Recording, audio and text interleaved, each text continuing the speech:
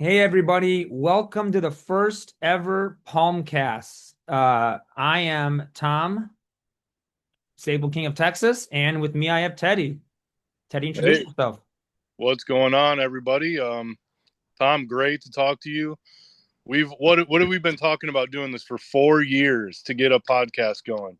Yeah, I think we've been talking about this, because honestly, I met you back in 2020, right? So back when I got into the Palm hobby, I met you early on, and you were the first. Actually, I still have you in my Gmail for my actual business email. You're the first email that I sent out too. So I still have that framed and all starred inside of Gmail there, man. So I have the honor of having you as a friend of all these years.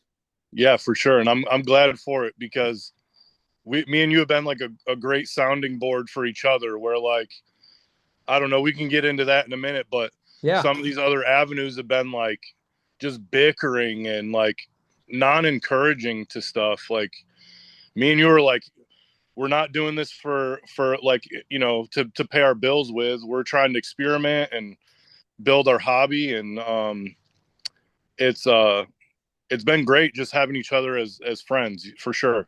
Absolutely. So, with that being said, would you mind introducing yourself and kind of how you got in the hobby, how you got here? Why are you on a podcast talking about palms in the middle of February? For sure. So I'm Teddy Buchanan. I'm originally from upstate New York, where like if people are growing something in their garden, it's like rose bushes, Japanese maples, because like ironically enough, people that are stationed in Alaska in the army would come to upstate New York to do cold weather training. So uh, I actually joined the army later, ended up in Fort Campbell, um, right on the Tennessee Kentucky border. When I Appreciate your got out of service. the, oh Thanks for yeah, your for service, sure, man. you're welcome. When I got out of the army, me and the wife um, decided to stay in Tennessee. We bought a house, and then it was like, oh man, I need to figure out what plants I can grow here. Literally looked up what plants will grow in Clarksville, Tennessee, and that was the first time I realized that there was different planting zones. Okay, cool. I'm zone 7. What will grow in zone 7? And what started popping up instantly was windmill palms.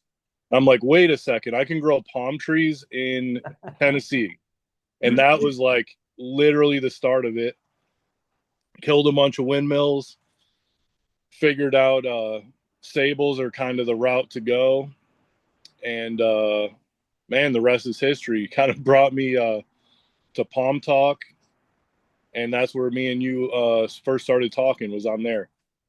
Awesome. That's yeah. I'm happy to have met you and have you as a friend all these years. So just a quick bit about me. Probably sounds, except for the service, sounds a lot like what I how I got here rather. So I was born in Chicago, not the most palm friendly place you'll ever find in your life. Spent the majority of my life in Chicago. I moved down here to Texas in 2020 over Easter, and we built a pool. And I mistakenly thought, man, I'm moving to Texas. I've always heard there's cowboys and cows, and it's hot, so I can grow palms. There's all kinds of deserts out there, so I never thought too much of it. And we'll get into that on some other episodes of this, but like the understanding of zones and what the nuances are and what you can or can't grow, all that kind of stuff. But I moved down here, built a pool, and I told the landscaper at the time, I said, I need palms. I was so excited from October till February. And next thing you know, we had our generational freeze, which you guys probably all know about, which was really just lousy. It was not fun at all. That was our first winter in Texas. Not a good way to start.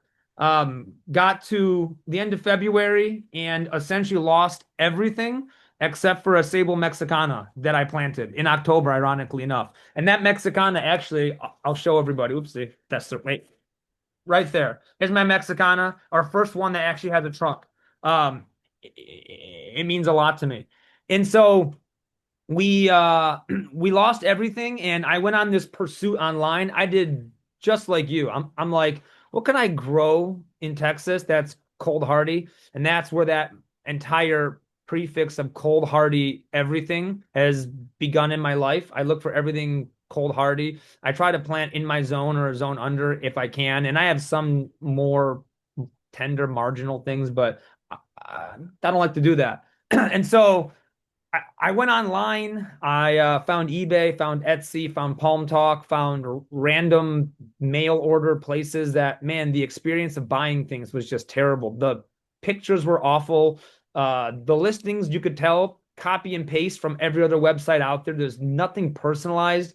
There's no videos. Nobody was doing content. There, it was just a lot of very generalized things. You can grow this in zone this.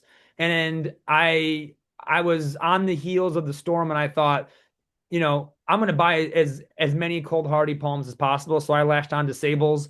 I started out with a whole bunch of Birminghams. I planted like 16 Birminghams on this property. I planted a bunch of Mexicanas, tons of minors, and I think I planted 125 Sabals, essentially either strap leaves or just a liner size from February until April or May that year. And my wife still always laughs at me that I have blades of grass, or I did. That's been her joke all these years. And so I started trying to grow all this stuff, and I then got to the point where I was like, "This is costing me a lot of dough to buy all these things." So I thought I can try to grow them myself, and so I did.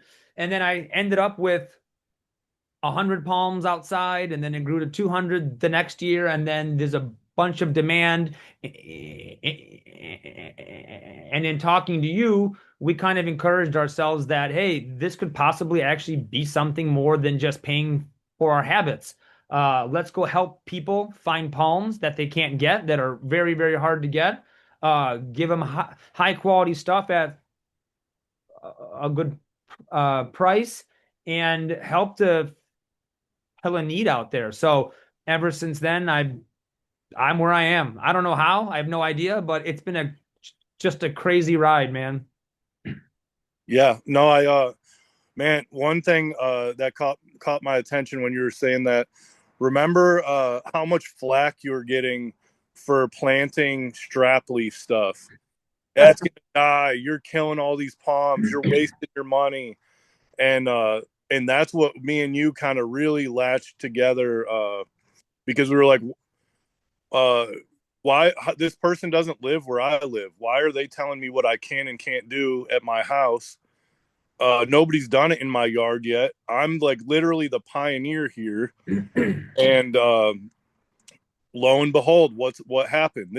That's really what kind of started. Was like we were like, me and you are still on the cutting edge of figuring out this cold hardy stuff. It's not all figured out, and you planted all those sables and literally had like 100% success rate. They all lived. They're still in the ground now, and they've grown up crazy, beautifully. You've documented the whole process, and not to sling dirt in anybody's face, but that's why there's value to like what me and you are doing, and there's value to, I think, this starting this podcast is there's still information to be learned out there, and I had to do it here as well, like just planting stuff and seeing how much damage it's going to get, and adjusting fire. Maybe I'm not going to plant a palmetto next year. I'm going to put a Birmingham in the ground, and really Brazoriensis is, one of the rock stars here in Tennessee for like a trunking palm. But it just, man, trial and error, like seriously, over all these years for sure. And I think you're onto something, right? Because yes, you're right. Uh, my style at times can be brash to some. Either you like me or you don't, which I'm okay with that. But I don't like to take no. And I think to your comment earlier of uh, people just say, "Hey, I'm a zone 7, so I'm going to plant what can happen in a zone 7," not understanding that these are recommendations. They're extremely generalized. It's, you're looking at the average for a period of time. There's a lot of other factors like time under freeze, where they're sited, all sorts of stuff like that, right? That it's not as easy as, hey Teddy, you live in zone 7, you can plant anything 7 and below. It's just not how it works, right? And so I think there's a lot of stuff like that that you and I have just had to trial and error. I think for some people, they don't like to document the losses. I make this joke all the time. People always show their pictures of the beautiful stuff in their yard, but they never show the stuff that dies, that they just kind of completely paper over. I document everything probably to a fault. I do either videos or pictures or whatever, and I really like that. So on that topic, what are some of the things that you learned early on that may have set you back a little bit, or you didn't instinctually think were accurate that you set out to uh, test, I guess? So this kind of ties into our business models now, because we both have nurseries and sell plants. But um, I had no problem buying like a 5 foot windmill palm through the mail, and that was like one of my first big losses. First big lesson was it came bare root, no wrapping on the roots. It was literally dry in a box. Now it looked the leaves look great. I was like, holy crap! I've got like a piece of gold here. Planted it, and it just kept declining over the season. It kept losing leaves, and that was just something I had to reflect back on, like the next year, a couple years after. A bare rooted plant that has dry roots, especially a palm tree, is like almost certain death. It's So that was a criminal. really good first lesson, definitely. Yeah. Yeah. I learned as I was planting hundreds of things a year, and I still plant a lot. I've actually slowed down a bit because I can only have so much room here, obviously. But as I planted hundreds of sables, I was bombarded with these generalizations, right? Like one of my favorites was, you already mentioned it. Don't plant anything unless it's at least a 3 or 5 gallon. And I'm like, well, why? Well, it's not going to make it. And so I said, okay, well, let's go try. So I literally, I've planted minors in December, a week before a 2 inch ice storm in 2021 2022, sorry. Like 80 hours of freezing, and they come out the other end happy as could be, right? I planted so many sables, either a Brazoriensis or Birmingham's, and the generalization is they can't handle it until they're older. Well, that is probably the case, but the caveat that nobody talks about and the generalization is it depends on the species you're planting. You could literally plant a sable minor in Dallas any time of the year without having to worry about anything at literally any size ever. Like you will never have a problem. Same thing for a Louisiana, a Brazoriensis, a Birmingham. I mean, there's probably a lot more on that list too, but I planted them, I tried it, and I didn't have any problems. So, are there any other ones that you've had issues with? Yeah. So the palm that really got me into planting palms is sable palmetto. I remember just driving south even as a kid, like driving to Florida, and later after we were in Tennessee, driving south and just looking out the windows trying to see what the first palm that I could see on the way south, and get down to the beach or get close to the coast somewhere, and it's just sable palmettos everywhere. And I just, are they the prettiest palm? No. Um, I disagree but with that. I'm a but big I fan, love. man. Me too. Me too. Don't be dogging palmettos. Yeah, I know. I love them. I love them. Like look at the freeze that just happened in Florida, and people are losing, their whole backyard of feather leaf palms, and they don't want to plant sable palmetto because it's a native plant and it's a weed. Correct. Well, if you would have had your backbone plantings, and we talk about planting a backbone in your yard a lot, If they would have had, three, two, depending on the size of their yard, even palmettos, there would have been no damage to them, and you'd still have a trunking palm in your yard. Absolutely. And the foliage too would be completely green. Yeah, no damage, absolutely no damage, because they're used to that and they can handle it. But yeah, so palmetto is like a heartbreaker for me. Oddly enough, people will argue this and say they're not hardy in zone 7, but I've left them unprotected, and they're almost like a dieback perennial. I'll lose the leaves, but they resprout, and I honestly haven't killed a palmetto doing that yet. So what I'll do now is I definitely will give them some protection for a couple weeks of the winter, cheat a little bit, and keep the leaves green. But then I've got a beautiful palmetto in Tennessee for 11 and a half months out of the year. Um, so that's another little way that you can get around some of these things. Like, they don't have to be protected for 3 months. You have to find out where you live and what you can handle. But even just a 2 week planning period or protection period can make a world of difference. And just a little bit of help, like when your little kids walking to the bus stop or whatever. Yeah, instead of wearing just a winter coat, it's colder these days. You put a hat and scarf on them. It's the same idea. We're taking care of our green kids that are in the yard. I love it. Yeah. And that's the thing, right? Is you and I have talked about that whole backbone idea. I call it the foundation, right? People are like, Yeah.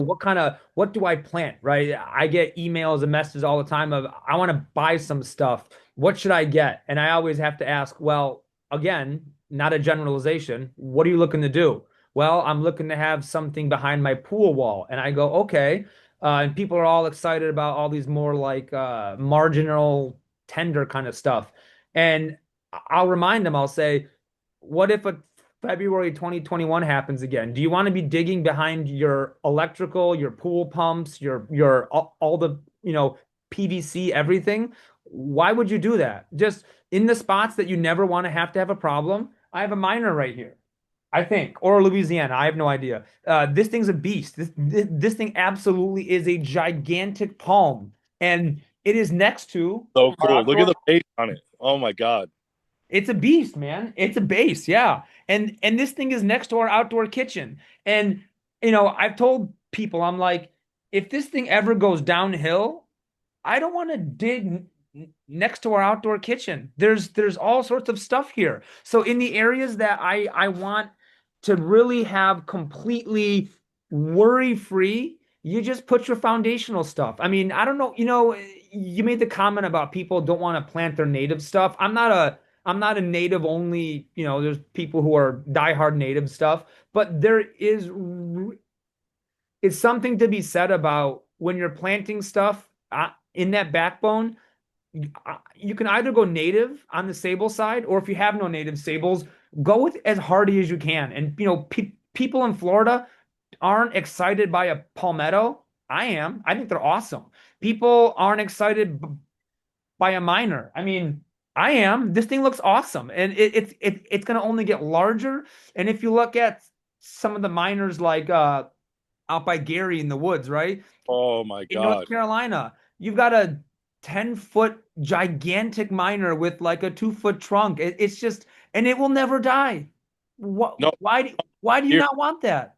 Yeah, exactly. I don't get it. And like at that point, what it is it turns into the perfect size palm tree though. I Like, know. you have a short trunk, it's a massive canopy. Literally put a lawn chair under that thing and just go hang out. Like, it's so cool. It's so cool. Yeah, I've seen the pictures of of Birmingham's on the East Coast, and they're 10 feet tall, 8 feet tall. And it's that I've told you a lot of times. That's like my perfect eye level palm. I'm in the pool, I'm on a floaty having a beer. I don't want to have to go like this to go look at a telephone pole. I'm a huge fan of just being able to see right into the plant. And they don't always stay that way forever, but it is pretty cool to have a foundational palm set that, you know, has those attributes. So I agree with you on that one, man. You and I have talked about that ad nauseum at this point, over Yeah. 4 years. So like to touch back on that again, like how many times are me and you will see a post somewhere and then we'll message each other. We both see it and we'll both forward it to each other like, here we go again. So it's like it's always somebody where like palms in general are marginal. Like they're gonna maybe have to protect everything. So what is my recommendation? And I've posted paragraphs to people on the internet before. Why are you not planting 20 sable miners and 10 needle palms in your yard first? Why? Because people have this like ingrained thing that they want a trunking palm.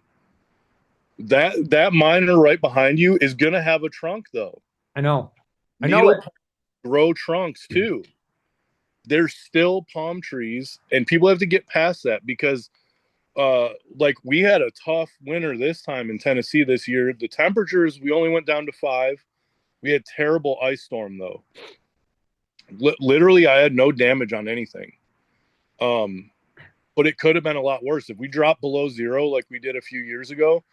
All of this other stuff past minor and needle palm is going to take damage here for me. I want stuff in spring that I don't have to worry about and is going to be beautiful. So for me, I have to follow that recipe and put that foundation down in all these beds of needle palm, sable minor, and then I can plant more tender stuff in there. And if that gets hurt or even gets killed outright, it just opens up a new spot.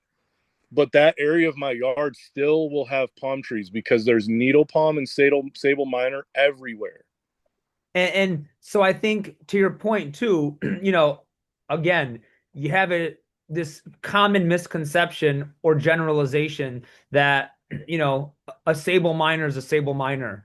And I think what people don't understand is that there's so many ecotypes of sable miner. It's absolutely outrageous. You have your dwarves, you've got your, Emerald Isle giants that have, palm fronds, that are half the size of a vehicle.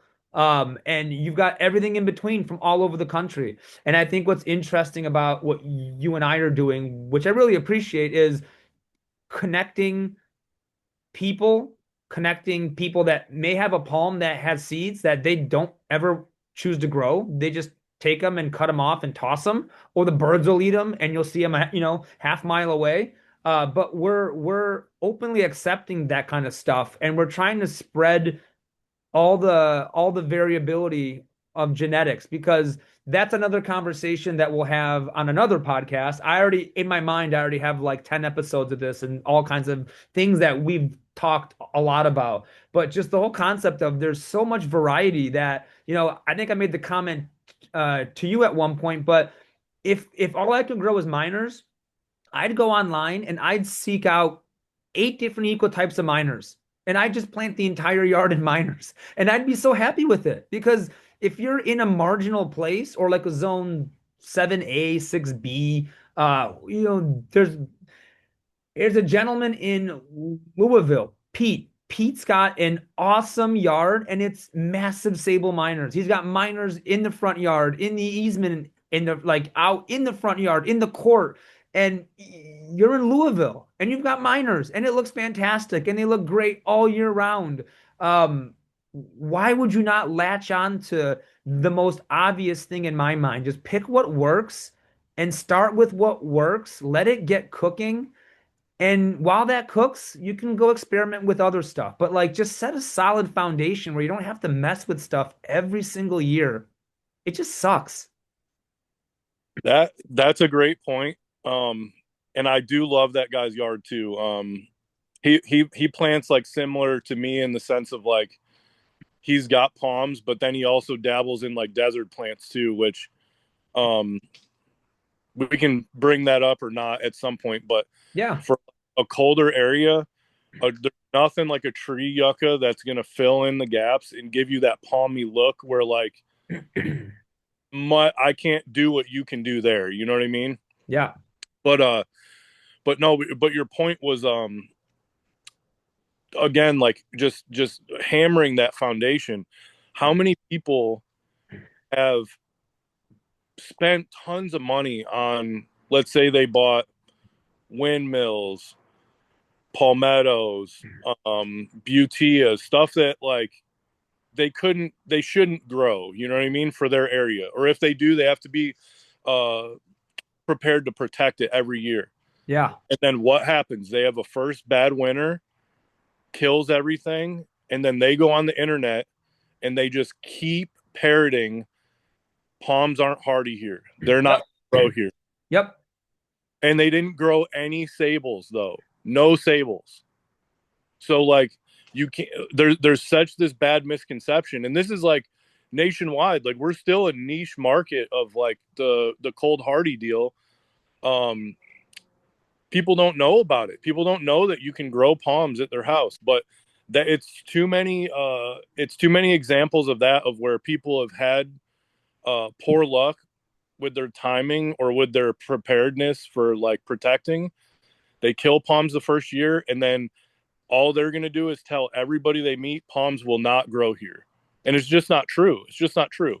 It happens all the time, man. I mean, one of the things that, we talked about, I asked you earlier, what are some of the things that you have seen in your journey that, you want to fix or solve along the way? One of the things I remember very early on, because I only got into palms in 2020, like actually got into growing palms. And I got on Palm Talk in, I want to say September of August or September, October of 2020. And that was my base of knowledge. I was like, I know nothing. I'm a forum person. I grew up in the 90s or early 2000s. So I spent a lot of time on forums. So I was like, Palm Talk is natural to me. And I got on and there was people are like, oh yeah, you can't, don't grow that there. You can't grow that there, or don't plant it at this time. And I remember being so discouraged. I was like, I see people that have pictures of palms in Dallas on Palm Talk, but then I'm being told I shouldn't grow this or plant this. And I just imagine if I walked away and said, I'm going to take that person's generalized advice and I'm not going to grow that here. I probably wouldn't be in the seat right now. But I thought, well, it may cost me $100, but I'm going to buy a couple of these things and I'm going to plant them. And maybe I'm going to plant them at the wrong time. You guys tell me don't plant after Easter. And it's like, why? What sense does that make? I literally plant things year round in North Texas, and it is hotter than Hades in the summertime. You have to water it, of course. Generalization. There's a caveat to all these things. You can do it, but you've got to be intelligent about it. Here's some of the information. And I kind of didn't want to accept you can't grow all that stuff there. I said, I don't believe that. I'm going to try.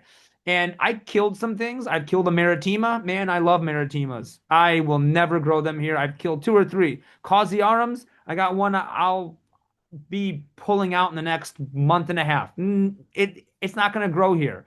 So at least for me, one of the things or the myths is just, again, over generalization of you can grow this in your zone, don't grow this here. And I feel bad because some people don't have the personality of just saying, no, I'm going to try this. I don't care. And for you and me, it's easier because you're in a greenhouse, I can see. You obviously have thousands of plants in there. I do too. And if we lose one, two, or three, who cares? It's a community pot that probably had 100, right?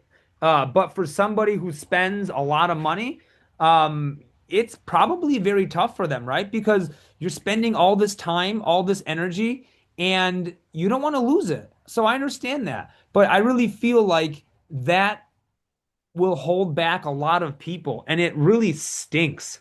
So I hope that through our trial and error, through our process of killing things, that we can help to educate and allow people to have some more confidence, right? To be able to try things because like I said, I document my successes and my failures, and that's okay because I want somebody else to be able to take that chance or leap of faith, if you will.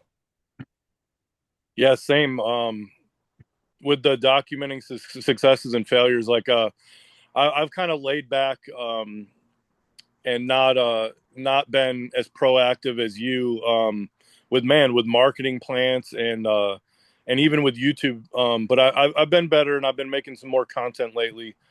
But when I do a yard walkthrough, I'm literally brutally honest and telling people like this grow here. This is what you do. Um, Maybe you don't want to grow this where you're at. Or if you do, like with desert plants, something that I had to learn the hard way was it needs to be high and dry. Plant it in, a raised bed Correct. with really well draining soil and you'll have good luck. You plant straight in clay and you're doomed. Whereas a sable wants clay. It wants that moist roots all year round.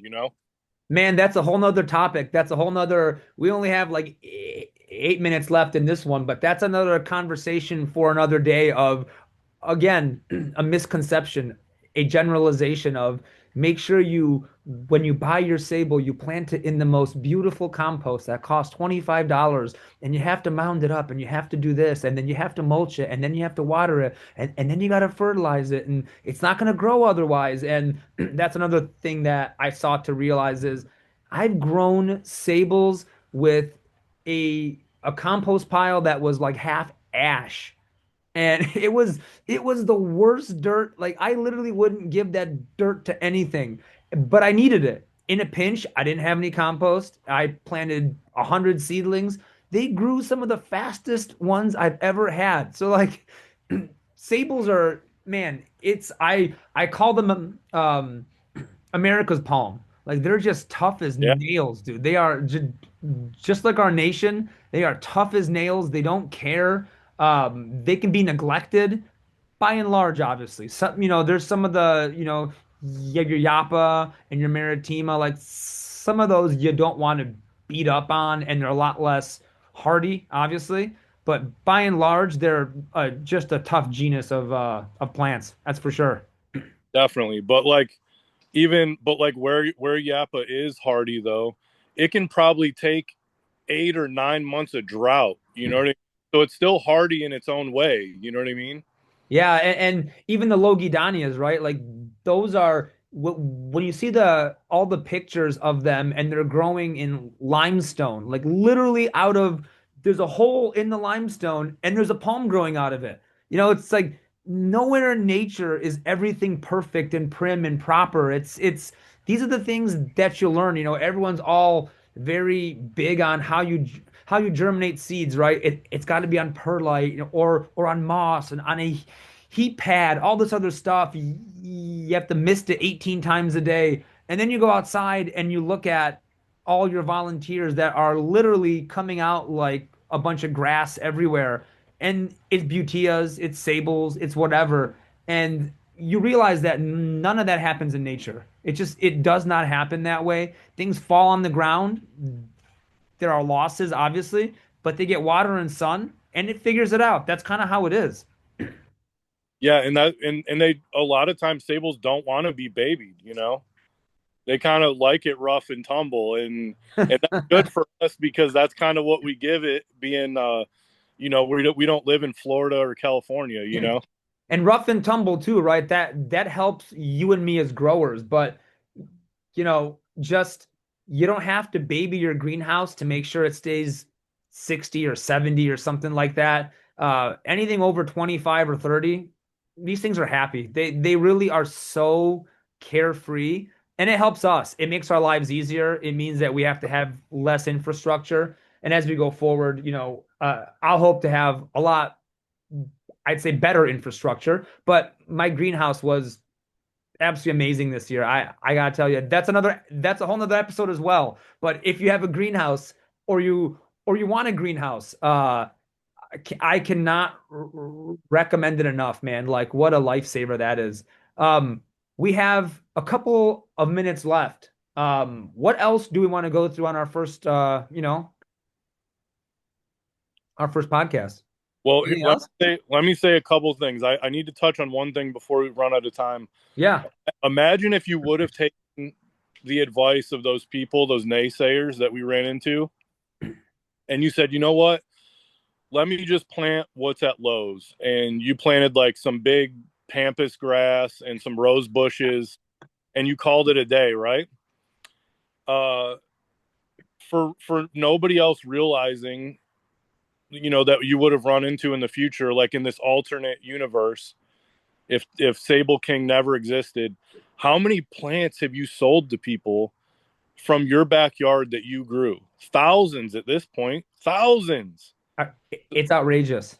So like the reach that you've had, and I've had, like, I laugh every time that like somebody from California buys a plant from me and I box it up and send it to them from Tennessee. You know what I mean? Like it's It, hilarious, but it's it's not amazing. there.